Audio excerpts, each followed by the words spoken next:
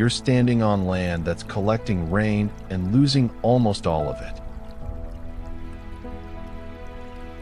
In 2005, a Texas rancher watched a storm dump 2 inches on his pasture.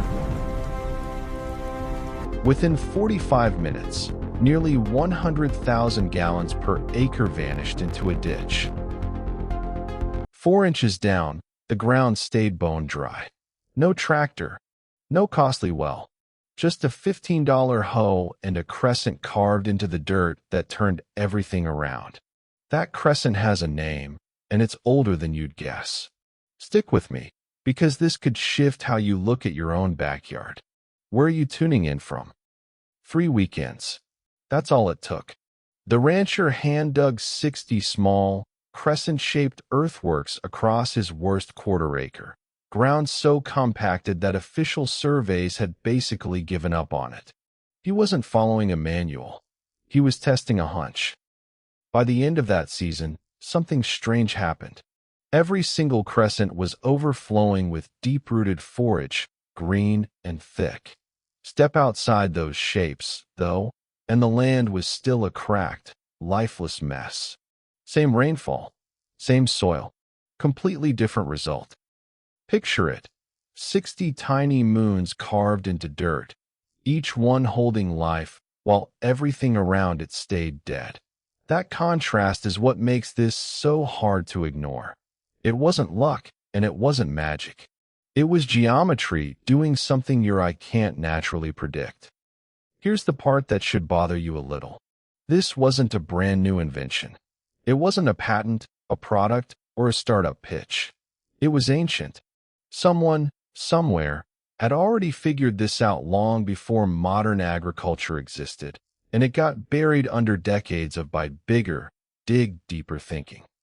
You've probably been told that fixing dry land means spending money. A well, a pump, a tractor. This rancher proved that wrong with a hand tool and a weekend. And once you see what that shape actually does to water, you'll understand why it worked so well it embarrassed every expensive alternative sitting and used in his barn. So what exactly did he build? It's called a demi-lune, and its story goes back further than you'd expect. A demi-lune, also known as a half-moon bund. It sounds simple because it is simple, and that's exactly why it got overlooked for so long. This isn't some fringe idea one rancher stumbled into by accident. Starting in the late 1970s, farmers across Niger and Burkina Faso began hand-digging these same crescent shapes across the Sahel, a region so dry and degraded that scientists had written it off. No machines, no funding, just hand tools and stubborn persistence. Satellite images tell the rest of the story. Between 1975 and 2005, researchers tracked over 12 million acres of desertified land turning green again, visible from orbit like a slow wave rolling back the desert. That's not a rumor. That's not a feel-good exaggeration. That's measured, photographed, and confirmed. Think about that for a second. A method dismissed as too basic to matter ended up reversing desertification across a landmass bigger than some countries. Meanwhile, official reports were calling similar land functionally irreversible without heavy machinery.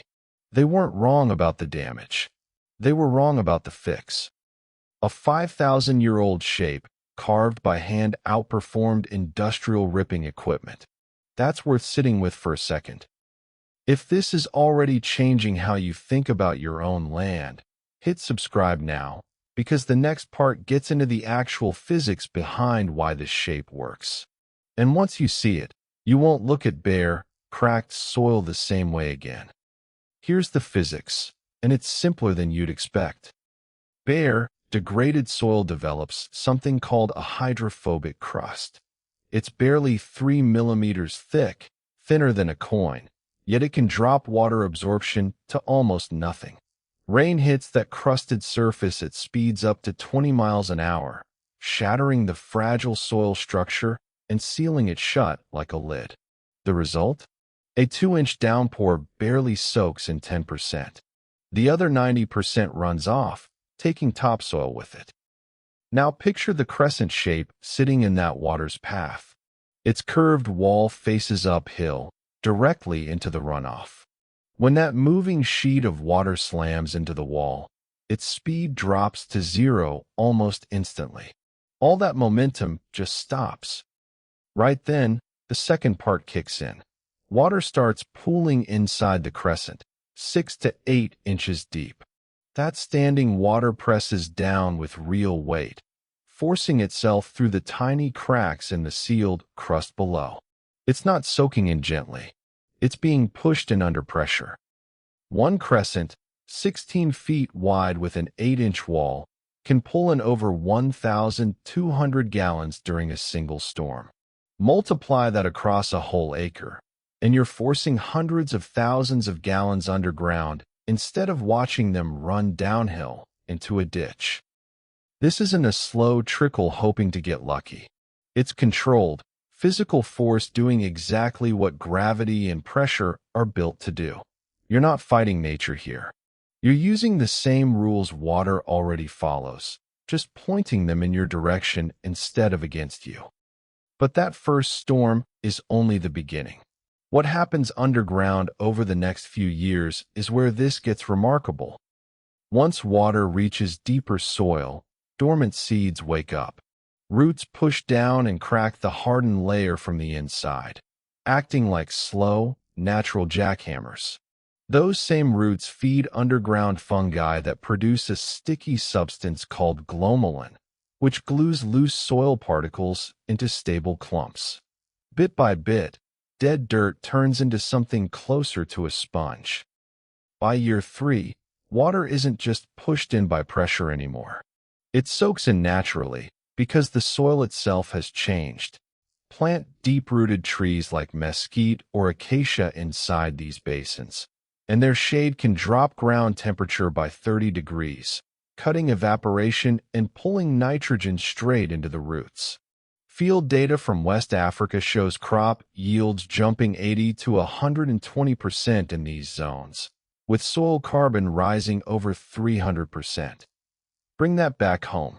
Aquifer levels across the Ogallala are dropping fast.